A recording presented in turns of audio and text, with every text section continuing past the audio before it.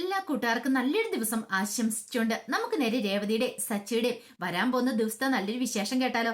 എല്ലാ ദിവസവും ഉച്ചയ്ക്ക് 1-1:30 മണിക്കുള്ളിൽ തന്നെ രേവതിയുടെ സച്ചിയുടെ പുതിയ പുതിയ വിശേഷങ്ങളൊക്കെ ചാനലിനകത്താണ് അപ്ലോഡ് ചെയ്യുന്നുണ്ട് കേട്ടോ. അപ്പൊ മറക്കാതെ എല്ലാവരും കയറി കാണണേ. അതോടൊപ്പം തന്നെ ആദ്യമായി കാണുന്നവരാണെങ്കിൽ ചാനൽ ഇഷ്ടപ്പെട്ട ഒന്ന് സബ്സ്ക്രൈബ് ചെയ്യാൻ മറക്കരുത്. കൂടാതെ വീഡിയോ ഇഷ്ടപ്പെടുവാണെങ്കിൽ ലൈക്ക് ചെയ്യാനും മറക്കരുത് കേട്ടോ. കാരണം നമ്മുടെ മുന്നോട്ടുള്ള യാത്രയിൽ നിങ്ങളുടെ ഓരോ ലൈക്കും നമുക്ക് അത്രയധികം പ്രധാനപ്പെട്ട കേട്ടോ. അപ്പൊ എല്ലാവരും ലൈക്ക് ചെയ്യുന്ന വിശ്വാസത്തോടു കൂടിയിട്ട് നമുക്ക് നേരെ നമ്മുടെ വിശേഷത്തിലേക്ക് അങ്ങോട്ട് പോയാലോ. അങ്ങനെ ഇന്നലെ ഉച്ചയ്ക്ക് നമ്മൾ കണ്ടു കലാവതി മുത്തശ്ശി എല്ലാവരും കൂടെ ഫുഡ് കഴിക്കാനായിട്ട് വിളിക്കുവാണ്. അങ്ങനെ എല്ലാവരും കൂടെ ഫുഡ് കഴിക്കാൻ വന്നിരുന്നു. അപ്പം ഡൈനിങ് ടേബിളിന് വലിപ്പം കുറവായതുകൊണ്ട് കസേരയൊക്കെ ഒന്ന് അഡ്ജസ്റ്റ് ചെയ്തിട്ട് എല്ലാവരും കൂടെ അങ്ങനെ ഫുഡ് കഴിക്കാണ്ടിരിക്കുകയാണ്. ഈ സമയം രേവതി എല്ലാവർക്കും വിളമ്പി കൊടുത്തോണ്ടിരിക്കുക. കലാവതി മുത്തശ്ശി വെച്ച് ഇതെന്ത് പരിപാടിയാ രേവതി, നീ കഴിക്കാതിരിക്കണില്ലെന്ന് ചോദിക്കുക. നിങ്ങൾ കഴിച്ചോ അച്ഛമ്മേ, അതിനുശേഷം ഞാൻ പിന്നെ കഴിച്ചോളാന്ന് പറയാം. അതൊന്നും പറഞ്ഞാൽ ശരിയാകത്തില്ല. ബാക്കിയെല്ലാം മരുമക്കളും ചന്ദ്രമതി എല്ലാവരും ഇരിക്കുക, രേവതി മാത്രം ഫുഡ് വിളമ്പി കൊടുക്കാനായിട്ടിരിക്കുന്നു. ചന്ദ്രമതി ചോദിച്ചു, അല്ല അവളും കൂടെ ഇരുന്നിട്ടുണ്ടെങ്കിൽ ആരാ വിളമ്പി തരുന്ന ചോദിക്കുക. ഇത് കേട്ടതും കലാവതി മുത്തശ്ശി പറഞ്ഞു, അതിന്റെ ആവശ്യമൊന്നുമില്ല, എല്ലാവർക്കും കൈയുണ്ടല്ലോ, അവനാ അങ്ങ് എടുത്ത് കഴിച്ചാൽ മതി. കാരണം ടേബിള് കൊണ്ടുവന്ന് വെച്ചിരിക്കുന്ന സാധനമാണ്, അതിപ്പോ എടുത്തു കഴിക്കുന്നതിന് ആരുടെ അനുമതിയൊന്നും വേണ്ട, അവനവന് ഇഷ്ടമുള്ള സാധനങ്ങൾ എടുത്തു കഴിച്ചാൽ മതി എന്ന് പറയാം.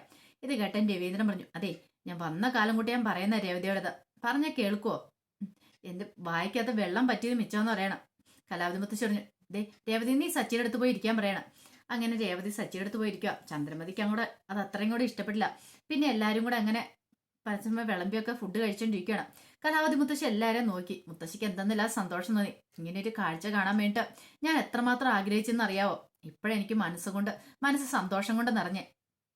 മക്കളും അതോടൊപ്പം തന്നെ അവരുടെ മക്കളൊക്കെ ആയിട്ട് എന്തൊരു സന്തോഷമാണ്. എന്നും ഈ സന്തോഷം ഇങ്ങനെ നിലനിൽക്കണമെന്ന് പറയണം. പിന്നെ എന്റെ മനസ്സുള്ള ഏക വിഷമം, രവീന്ദ്രൻ ഈ കാര്യം വന്നു കഴിഞ്ഞപ്പോൾ ആരും എന്നോട് പറഞ്ഞില്ല, അത് മാത്രം എന്റെ ഏക വിഷമം. പിന്നെ രവീന്ദ്രൻ ഈ അസുഖം വന്നൊക്കെ അതൊക്കെ ഓർക്കുമ്പോൾ എനിക്ക് സഹിക്കാൻ പറ്റുന്നില്ലെന്ന് പറയാം.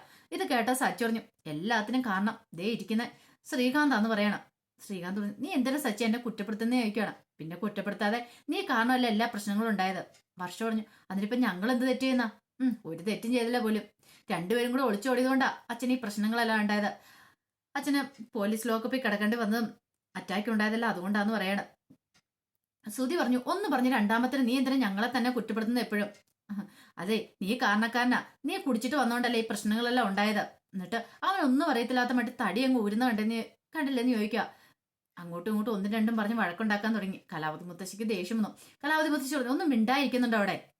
മനസമാധാനത്തോടെ ഫുഡ് കഴിക്കാൻ വരുമ്പോഴത്തേനും അവിടെ വന്നപ്പോഴും തുടങ്ങിയ, സച്ചി നീ മിണ്ടാതിരിക്കാൻ പറയണം. സച്ചി പറഞ്ഞു, അല്ല അച്ഛമ്മ ഞാൻ കൂടുതലൊന്നും പറയണ്ട, ആരും ഒന്നും പറയണ്ടെന്ന് പറയണം. ഇത് കേട്ടപ്പോ ശ്രുതി പറഞ്ഞു, അല്ല അച്ഛമ്മ ഒരു കാര്യം പറയട്ടെ, ഇവിടെ എന്ത് പ്രശ്നം ഉണ്ടെങ്കിലും ഇവൻ കണ്ടോ ഞങ്ങളോടാ കിടന്ന് പറഞ്ഞുകൊണ്ടിരിക്കുന്നത്.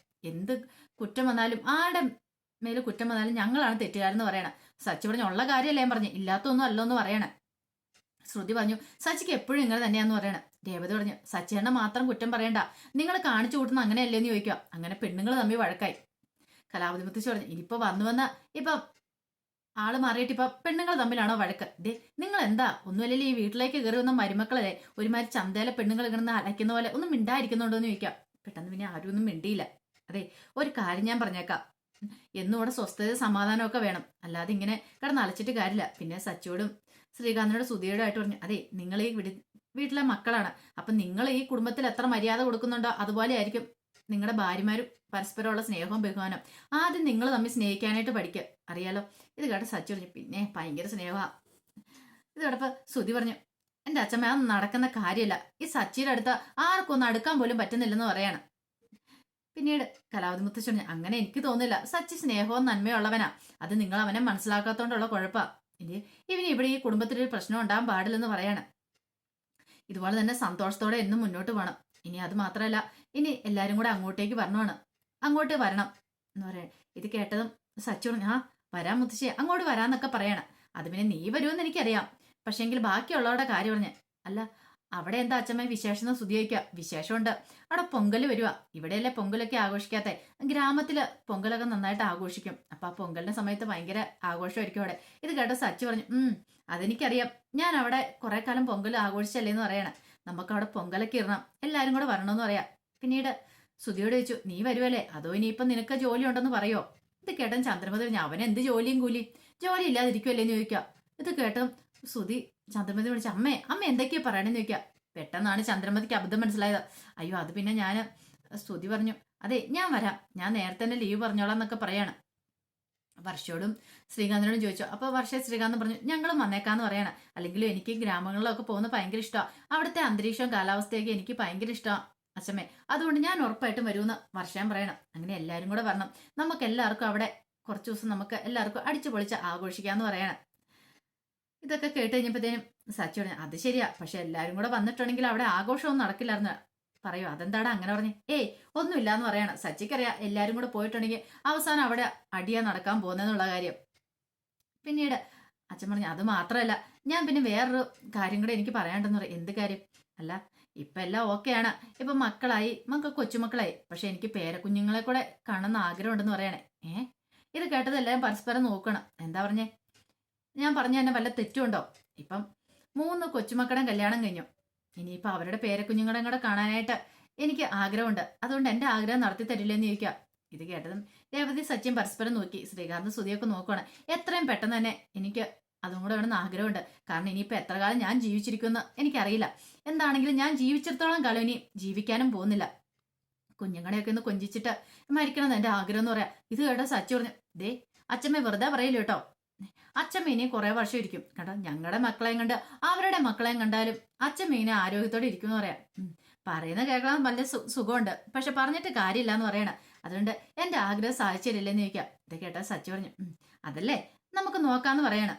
ഇത് കേട്ട് കഴിഞ്ഞപ്പോഴത്തേനും പെട്ടെന്ന് ചന്ദ്രമതിയുടെ പറഞ്ഞു, അതെ ഒരു കാര്യം ഞാൻ പറഞ്ഞേക്കാം, നീ എല്ലാ മക്കളും ഒരേപോലെ കാണണം. മക്കൾക്കിടയിൽ തന്നെ നിനക്കൊരു വിവേചനം ഉണ്ടെന്ന് എനിക്ക് നന്നായിട്ട് അറിയാവുന്ന കാര്യമാണ്.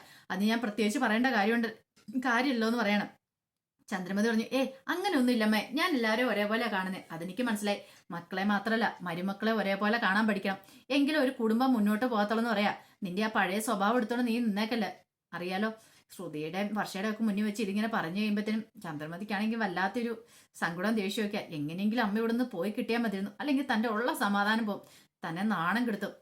ഇവരെവിടെ വന്നാൽ പിന്നെ തനിക്ക് ഒരു സമാധാനം കിട്ടത്തില്ല. അല്ലെങ്കിൽ താൻ രേവതിയെ ഭരിച്ചുകൊണ്ടിരിക്കുന്ന ഇവര് വന്നിട്ടുണ്ടെങ്കിൽ പിന്നെ തന്നെ ഇവര് ഭരിക്കും. അതൊക്കെ ഓർക്കുമ്പോൾ ഒരു സമാധാനക്കേടാ. അത് മാത്രമല്ല രേവതിക്ക് ഫുൾ സപ്പോർട്ടായിട്ട് എപ്പോഴും കാണുകയും ചെയ്യും. തനിക്ക് 2 ചീത്ത പോലും രേവതിനെ പറയാനും പറ്റത്തില്ല. ആ ഒരു വിഷമമായിരിക്കും ചന്ദ്രമതിക്ക്. എത്രയും പെട്ടെന്ന് പോയി കിട്ടണം, അതായിരിക്കും നല്ലത്. പിന്നീട് കലാവതി മുത്തശ്ശി ചോദിച്ചു, നീ എന്താ ചന്ദ്രമതി ആലോചിക്കണമെന്ന് ചോദിക്കും. ഒന്നുമില്ലെന്ന് പറയണം. അതിനുശേഷമാണ് മുത്തശ്ശി ആ കാര്യം പറയുന്നത്. അതെ ഒരു കാര്യം ഞാൻ പറയാം, ഈ കുടുംബത്തിലേക്ക് ഇനിയിപ്പോ ഒരു പേരക്കുഞ്ഞ് വരുമല്ലോ. ഒരു പേരക്കുഞ്ഞെന്ന് പറഞ്ഞാൽ മൂന്നാൾക്കും പേരക്കുഞ്ഞുങ്ങളുണ്ടാവും. ആദ്യം ആർക്കാണോ ഒരു കുഞ്ഞുണ്ടാകുന്നേ അവർക്ക് വേണ്ടിയിട്ട് ഞാൻ ഒരു സമ്മാനം കൊടുക്കുന്നു പറയണം. സമ്മാനോ? ഇത് കേട്ടോ സുതി ചാടി വീണു. എന്ത് സമ്മാനം അച്ഛമ്മ കൊടുക്കണേന്ന് ചോദിക്കുക. അതൊക്കെ ഉണ്ട്, കാരണം നിങ്ങൾ 3 പേരുണ്ടല്ലോ, 3 പേർക്കില്ല ആർക്കാണ് ആദ്യം കുഞ്ഞുണ്ടാകുന്നെങ്കിൽ അവർക്ക് എൻ്റെ ഒരു വലിയൊരു സമ്മാനം ഉണ്ടായിരിക്കും എന്ന് പറയാം. അതെ അവിടെ പാരമ്പര്യമായിട്ട് കിട്ടിയ കുറച്ച് സ്ഥലമുണ്ട്, 1.5 ഏക്കർ സ്ഥലമുണ്ട്. ആ സ്ഥലം ആ കുഞ്ഞിന്റെ പേരിലേക്ക് ഞാനങ്ങ് എഴുതി വെക്കുമെന്ന് പറയണം. ഇത് കേട്ടതും ശ്രുതിയുടെ കണ്ണൊന്നും മഞ്ഞളിച്ചു. പക്ഷേങ്കിൽ സച്ചിക്കും രേവതിക്കൊന്നും അങ്ങനെയൊന്നുമില്ല. അത് കിട്ടിയാലും കിട്ടിയില്ലേലും അവർക്ക് അതിനെ സംബന്ധിച്ചിടത്തോളം അത് വലിയ കാര്യമൊന്നുമില്ല. പക്ഷെ ശ്രുതിക്ക് അങ്ങനെയല്ല. ചന്ദ്രമതി ഇങ്ങനെ നോക്കുവാണിങ്ങനെ, ദൈവമേ ഇതെങ്ങനെ സച്ചിൻ രേവതി അടിച്ചെടുത്തോണ്ട് പോവാം, അവർക്ക് അങ്ങനെ ആദ്യം കുഞ്ഞ് പറഞ്ഞിട്ടുണ്ടെങ്കിൽ അത് അവരുടെ കുഞ്ഞിന്റെ പേരിലാണല്ലോ കിട്ടുള്ളൂ എന്നൊരു ചിന്തയായിരുന്നു ചന്ദ്രമതിയുടെ മനസ്സറിയേ. പെട്ടെന്ന് ചന്ദ്രമതി പറഞ്ഞു, അത് പിന്നെ അമ്മേ എന്താ കാര്യം ചോദിക്കുക. അതിലിപ്പോ ആർക്കാ ആദ്യം ഉണ്ടാവണേന്ന് അതാ പറഞ്ഞേ, ആർക്കെങ്കിലും ആദ്യം ഉണ്ടാട്ടെ. എല്ലാം ഇവിടുത്തെ പേരക്കുഞ്ഞുങ്ങൾ തന്നെയല്ലേ ഉണ്ടാകാൻ പോകുന്നേ. എന്താണെങ്കിലും പൊങ്കൽ വരുമല്ലേ. ഇവിടെ സച്ചു ചോദിച്ചേ പൊങ്കൽ വരുമ്പോഴത്തേനും എങ്ങനെയാ പേരക്കുഞ്ഞുണ്ടാകുന്നേ? അതിന് ഒരാഴ്ചയല്ലേ ഉള്ളെന്ന് പറയണം. ഹെടാ അതല്ല പറഞ്ഞത്. ഇത് കേട്ടിഞ്ഞപ്പത്തിന് എല്ലാവരും ചിരിക്കുവാണ്. ചന്ദ്രമതിക്കാണെങ്കിൽ ആകെപ്പാടെ ബുദ്ധിമുട്ടാ. പൊങ്കലിന് എല്ലാവരും കൂടെ വരുമല്ലോ, അപ്പൊ നമുക്ക് ചില തീരുമാനങ്ങളൊക്കെ എടുക്കേണ്ടതുണ്ടെന്ന് പറയാം. അതാ ഞാൻ പറയാൻ വന്നേന്ന് പറയാം. അങ്ങനെ ഞാൻ അങ്ങോട്ട് തെറ്റിദ്ധരിച്ചെന്ന് പറയണം. പക്ഷെ ചന്ദ്രമതിക്ക് വല്ലാത്ത ടെൻഷനാ. തേമ ഇനിയിപ്പൊ ആര് കൊണ്ടുപോകും? സച്ചിനെ രേവതിനെയും വിശ്വസിക്കാൻ പറ്റില്ല. മിക്കവാറും അവരായിരിക്കും ആ സ്ഥലം മേടിച്ചെടുക്കുന്നത്. അതും മിക്കവാറും സച്ചി ചെയ്യും. അങ്ങനെ ഒരു ചിന്ത ഉണ്ടായപ്പോഴത്തേനും ഉള്ള സമാധാനം കൂടെ ചന്ദ്രമതിയുടെ നഷ്ടപ്പെടുവാണ്. പിന്നീട് കലാവതി മുത്തശ്ശി വർഷേനെ ശ്രുതിനെയും വിളിച്ചിട്ട് പറഞ്ഞാൽ, ഒരു കാര്യം ഞാൻ പറഞ്ഞേക്കാം, നിങ്ങള് ഈ കുടുംബത്തിലേക്ക് വന്ന മരുമക്കളാ. പിന്നെ രേവതിനെ എനിക്ക് മുൻപേ നന്നായിട്ട് അറിയാം. ഞാൻ ഇവിടെ വന്ന് നിന്നിട്ടുള്ളപ്പോൾ ഏതൊരു സ്വഭാവത്തെക്കുറിച്ച് അറിയാം. അതെ ഇവിടെ മരുമക്കൾ വരുമ്പോൾ അതിൻ്റെതായ രീതിക്ക് വേണം നിൽക്കാനായിട്ട്. ഒരു കുടുംബത്തിൽ ഒരു പെണ്ണ് കയറി ചെല്ലുമ്പോൾ ആ പെണ്ണിന്റെ ഐശ്വര്യം ആ കുടുംബത്തിൽ എപ്പോഴും ഉണ്ടായിരിക്കണം. അതുപോലെ തന്നെയായിരിക്കണം. ഞാൻ ചന്ദ്രമതിയോട് ഒന്നും പറയാത്തതിന് കാരണം ചന്ദ്രമതി പറഞ്ഞിട്ടും കാര്യമില്ലെന്ന് അറിയാം. പക്ഷെ ചന്ദ്രമതിയുടെ സ്വഭാവം നിങ്ങൾ ആരും എടുക്കല്ല. പറഞ്ഞു കേട്ടല്ലോ, നിങ്ങൾ കണ്ടുപഠിക്കേണ്ട രേവതിനെയാണ്. അവളുടെ സ്വഭാവം മതി നിങ്ങൾക്ക്. അവൾ എങ്ങനെ ആൾക്കാരുടെ പെരുമാറുന്നതൊക്കെ നിങ്ങൾ പഠിക്കണം. അതൊക്കെ നോക്കി നിങ്ങൾ പഠിക്കാൻ ശ്രമിക്കണം. ഒരു കാരണവശാലും ചന്ദ്രമതിയെ കണ്ട് പഠിക്കില്ലെന്ന് പറയണം. ചന്ദ്രമതിക്ക് ഇതിൽ പരം അടി വേറെ കിട്ടാനില്ലായിരുന്നു. ഇത്രയ്ക്കൊന്നും പ്രതീക്ഷിച്ചില്ല. ചന്ദ്രമതിയുടെ മനസ്സിലാണെങ്കിൽ ആ സമ്മാനം ആര് കൊണ്ടുപോകും, ആർക്ക് ആദ്യം കുഞ്ഞുണ്ടാവും, ആ ഒരു ചിന്ത മാത്രമേ ഉണ്ടായിരുന്നുള്ളൂ. അതോർത്തിട്ടാണ് ചന്ദ്രമതിയുടെ ഉള്ള സമാധാനം കൂടെ പോയി കിട്ടി. പിന്നീട് മുത്തശ്ശി പറഞ്ഞു, അതെ രാവിലെ ഞാൻ പോകട്ടോ എന്ന് പറയണം. ഇത് കേട്ടോ സച്ചു ചോദിച്ചു, രാവിലെ പോകാനോ, അതെന്താ പരിപാടിയാന്ന് ചോദിക്കുക. അതെ അവിടെ പണിക്കാരും കാര്യങ്ങളൊക്കെ ഉണ്ട്, പറമ്പ് പണി നടന്നുകൊണ്ടിരിക്കുക, ഇപ്പൊ നമ്മൾ ചെല്ലണം, നമ്മുടെ ശ്രദ്ധ വേണം, അല്ലെങ്കിൽ എല്ലാം ഉഴപ്പെന്ന് പറയണം. ഇത് കേട്ടതും സച്ചു പറഞ്ഞു, അതെന്താ, അത് വേണ്ട, അതിന്റെ ആവശ്യമില്ല. ഒരു കാര്യം ചെയ്ത് നമുക്ക് എല്ലാവർക്കും കൂടെ ഒരുമിച്ച് പിന്നീട് പോകാന്ന് പറയാം. അത് വേണ്ട, എനിക്ക് പോകാതിരിക്കാൻ പറ്റില്ല, രാവിലെ ഞാൻ പോകുന്നു പറയണം. ചന്ദ്രമതിക്ക് ഭയങ്കര സമാധാനം, രക്ഷപ്പെട്ടല്ലോ. അല്ലെങ്കിൽ താൻ ഇവരുടെ അടിമയായിട്ട് കുറെ ദിവസം കൂടെ നിൽക്കണ്ടോ, ഇവിടെ ഒരു 2 മാസം കൂടെ നിന്നിട്ടുണ്ടെങ്കിൽ അതോടുകൂടി തന്റെ കാര്യത്തിൽ ഒരു തീരുമാനം ആവുകയും ചെയ്യും. ഭാഗ്യം പെട്ടെന്ന് പോകാൻ തീരുമാനം എടുത്തേല്. അങ്ങനെ പിറ്റേ ദിവസം രാവിലെ ആയും പൂജാമുറിയില് കലാവതി മുത്തശ്ശി ഇങ്ങനെ പ്രാർത്ഥിച്ചുകൊണ്ടിരിക്കുക. അപ്പത്തേക്കും ചന്ദ്രമതി അങ്ങോട്ടേക്ക് വന്നു. ആ സമയം സുധി അവിടെ ഉണ്ടായിരുന്നു.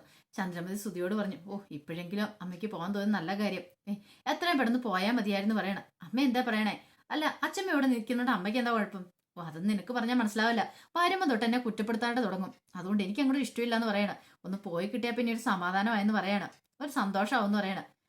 കലാവതി മുത്തശ്ശി വന്നിട്ട് എന്താ എന്താ ചന്ദ്രൻ, നിനക്കെന്താ സന്തോഷമാന്ന് പറഞ്ഞേ? അല്ല അത് പിന്നെ അമ്മ 2 ദിവസം കൂടി ഇവിടെ നിൽക്കുവാണെങ്കിൽ എനിക്ക് സന്തോഷമാവെന്ന് ഞാൻ പറഞ്ഞ. നിന്റെ പേര് ചന്ദ്രൻ തന്നെയല്ലേ ഇനി ചോദിക്കണം. ഇത് കേട്ടോ ചന്ദ്രമതി ചോദിച്ചു, അതെന്താമ്മ അങ്ങനെ പറഞ്ഞേ? നിന്റെ സ്വഭാവത്തിന് ഒരു മാറ്റം വരാൻ പോകുന്നില്ല, എനിക്കറിയാം. എത്രയും പെട്ടെന്ന് ഈ കിളവിനെ ഇവിടെ നിന്ന് കൊണ്ടുപോയാൽ മതി എന്നായിരിക്കും നീ മനസ്സിൽ ഓർക്കുന്നേ. പിന്നെ പറയുന്ന വേറൊന്നും ആയിരിക്കും. അയ്യോ അമ്മ അങ്ങനെയൊന്നുമില്ല, വേണ്ട വേണ്ട, നീ കൂടുതൽ വിസ്തീർണം ഒന്നും തരണ്ടെന്ന് പറയണം. അപ്പോഴേക്കും രവീന്ദ്രനും ബാക്കി എല്ലാരും കൂടെ അങ്ങോട്ട് വരുവാണ്. രേവതിനെ മാത്രം കണ്ടില്ല. അല്ല രേവതി എന്തിയെ?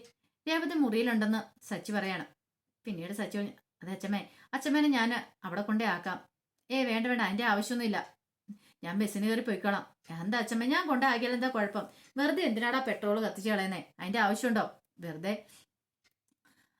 വെള്ളം ഒഴിച്ചിട്ടുണ്ടെങ്കിൽ കാർ ഓടത്തില്ലല്ലോ എന്ന് ചോദിക്കുക, അതിന് പെട്രോൾ തന്നെ വേണ്ടേന്ന് ചോദിക്കുക. ഇത് കേട്ട് കഴിഞ്ഞപ്പോഴത്തേനും ശ്രുതി പറഞ്ഞു, വെള്ളം ഒഴിച്ചു കഴിഞ്ഞിട്ടുണ്ടെങ്കിൽ കാർ ഓടില്ല, പക്ഷെ അവൻ ഓടുമെന്ന് പറയണം, ഫുൾ ടൈം തണ്ണിക്കാത്തല്ലേന്ന് ചോദിക്കുവാണ്. ഇത് കേട്ട് കഴിഞ്ഞപ്പോഴത്തേനും പെട്ടെന്ന് മുത്തശ്ശി നോക്കി, എന്താണ് സച്ചി കേൾക്കണേ?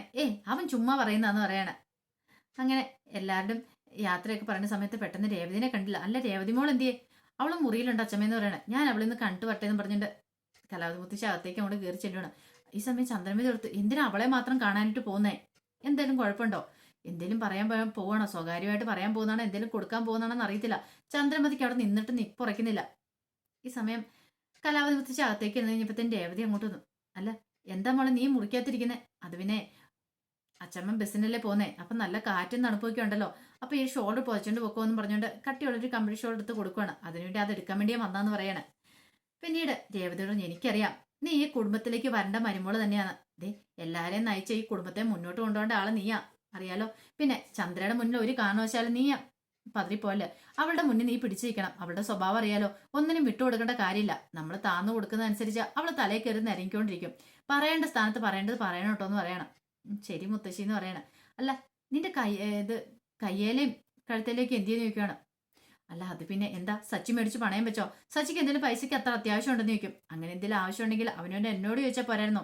ഇപ്പോഴാണെങ്കിൽ എൻ്റെ പൈസ ഉണ്ടെന്ന് പറയണേ. അതിന്റെ ഒന്നും ആവശ്യമില്ലെന്ന് പറയാ. സത്യം പറ, പിന്നെ എന്തിയെന്ന് ചോദിക്കുകയാണ്. അവസാനം രേവതിക്ക് ആ കാര്യങ്ങളൊക്കെ തുറന്നു പറയേണ്ടി വരുവാണ്.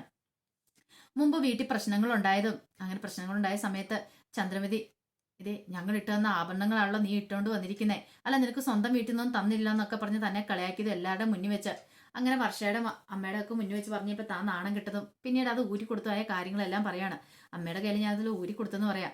ഓഹോ, എന്നിട്ട് നീ എന്താ ഒരു താലിമാല എങ്കിലും നിനക്ക് മേടിച്ചിടാൻ മേലായിരുന്നു ചോദിക്കും. അത് പിന്നെ അച്ഛമ്മേ, അത് എനിക്ക് മനസ്സിലായി, പൈസ ഇല്ലായിരിക്കും അല്ലേ? എന്നിട്ട് ആ സച്ചി ഒന്നും പറഞ്ഞു പോലും ഇല്ലോ. അതെ സച്ചിക്കിട്ട് ഞാൻ വെച്ചിട്ടുണ്ടെന്ന് പറയാണ്. ഇതങ്ങനെ വെറുതെ വിട്, ഞാൻ ഉദ്ദേശിച്ചിട്ടില്ല. ഇപ്പൊ തന്നെ ചന്ദ്രയോട് ചോദിച്ചിട്ടുള്ളെന്ന് പറയണ. വേണ്ടമ്മേ, ഒരു പ്രശ്നം ഉണ്ടാക്കാൻ പോകണ്ട. ഇനിയിപ്പോ ഒരു പ്രശ്നം ഉണ്ടാക്കിയിട്ടുണ്ടെങ്കിൽ പിന്നെ അതായിരിക്കും അച്ഛമ്മ പോയി കഴിഞ്ഞതിന് ശേഷം എനിക്ക് പരാതി കാണാൻ എനിക്ക് കിടക്കപ്രതി ഉണ്ടാകത്തില്ല. അതുകൊണ്ട് വേണ്ട അച്ഛമ്മേ, ഒരു പ്രശ്നം ഉണ്ടാക്കാൻ പോകണ്ടെന്ന് പറയണം. മോള് പറഞ്ഞുകൊണ്ട് തന്നെ ഞാനിവിടെ സംഭവിച്ചിരിക്കുന്നു. പക്ഷെ ഒരു കാര്യമുണ്ട്, പൈസക്ക് എന്തെങ്കിലും ആവശ്യം വന്നാൽ പറയാൻ മടിക്കണ്ട, പൈസ തരാന്ന് പറയണം. വേണ്ട അച്ഛമ്മേ, കുഴപ്പമൊന്നുമില്ല എന്ന് പറയണം. അപ്പോഴേക്കും സച്ചി അങ്ങോട്ട് വന്നു.